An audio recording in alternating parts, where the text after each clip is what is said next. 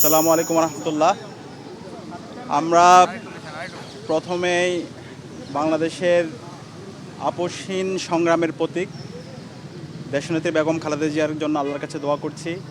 আল্লাহ পাক সুবহানাহু ওয়া তাআলা বেগম খালেদা জিয়াকে জান্নাতুল ফেরদৌসের মেহমান হিসেবে কবুল করে নিক। আল্লাহুম্মা আমিন। আমরা আজকে ঢাকা বিশ্ববিদ্যালয় কেন্দ্রীয় ছাত্র সংসদ ডাকসুর পক্ষ থেকে বিএনপি চেয়ারপারসনের অফিসে এসেছি। যে শোক বইটি ওপেন করা হয়েছে সেখানে স্বাক্ষর করা এবং আমাদের ডাকসুর মোট 5 জন সদস্য এখানে এসেছেন। আমরা আমাদের শোক বইয়ে আমাদের স্বাক্ষর শেষ করে বিএনপির বাড়তি খরচ না করে আজই অর্ডার করুন ফুডি অ্যাপে। ফুডি ভারপ্রাপ্ত চেয়ারম্যান তারেক রহমানের সাথে আমাদের মিটিং হয়েছে। তো ইনি আমাদের ঢাকা বিশ্ববিদ্যালয় কেন্দ্রের ছাত্র সংসদ সহ বাংলাদেশের ছাত্র সমাজের প্রতি কিছু গুরুত্বপূর্ণ পরামর্শ দিয়েছেন। আমরা আমাদের প্রত্যাশা ব্যক্ত করেছি। আমরা আমাদের জায়গা থেকে বলেছি, বাংলাদেশে জুলাই বিপ্লব পরবর্তী আমরা যারা ফ্যাসিবাদ বিরোধী দীর্ঘদিনের আন্দোলন সংগ্রাম করেছি, আমাদের সবাইকে ঐক্যবদ্ধ হতে হবে। বাংলাদেশের জুলাই বিপ্লবের পরে আমাদের যে ঐতিহাসিক সুযোগ এসেছে, এই ঐতিহাসিক সুযোগে আমরা ঐক্যবদ্ধভাবে আমাদের বাংলাদেশ বিনির্মাণ করতে হবে এবং শহীদরা যে জন্য জীবন দিয়েছে একটি ইনসাফ ভিত্তিক বাংলাদেশ বিনির্মাণ করা, সেই বাংলাদেশ বিনির্মাণ করার জন্য আমাদের এখনই ঐক্যবদ্ধ হতে হবে।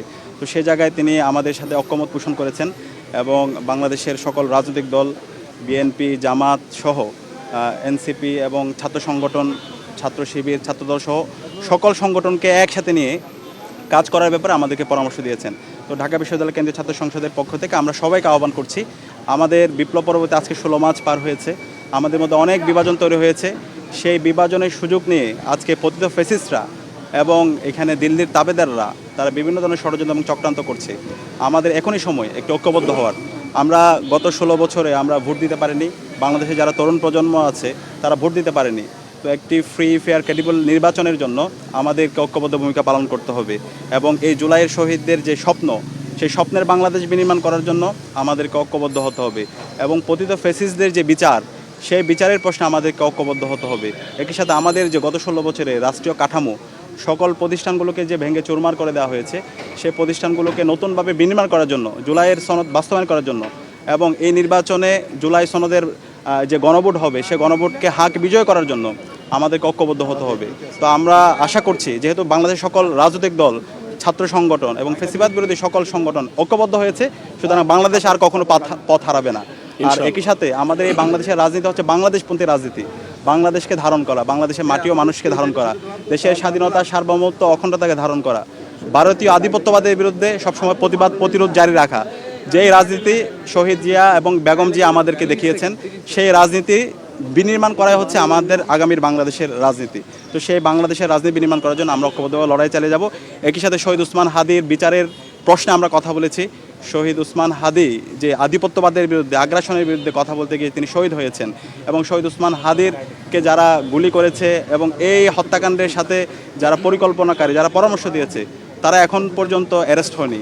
তো সে জায়গায় সকল রাজনৈতিক দল, ছাত্র সংগঠন সবাই যেন ঐক্যবদ্ধভাবে ওসমান হাদির বিচারের প্রশ্নে যেন ঐক্যবদ্ধ হয় এবং যারা ঘাপটি মেরে বসে আছে, যারা ইন্টারভিউর মধ্যেও ঘাপটি মেরে বসে আছে, এদের যেন আমরা বিচার আওতায় নিয়ে আসতে পারি, সে ব্যাপারে আমরা কথা হয়েছে এবং আমরা আশা করছি আমরা সবাই ঐক্যবদ্ধভাবে এই স্বাধীন বাংলাদেশে শহীদ ওসমান হাদি ভাইয়ের বিচার নিশ্চিত করতে পারবো ইনশাআল্লাহ।